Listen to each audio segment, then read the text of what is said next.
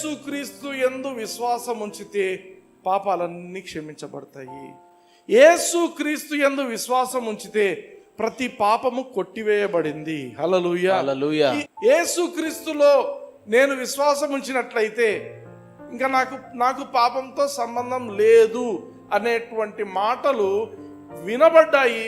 విన్నారు, వాళ్ళు నమ్మినారు. నమ్మిన వెంటనే పరిశుద్ధాత్మ దేవుడు వాళ్ళ మీద దిగి వచ్చాడు.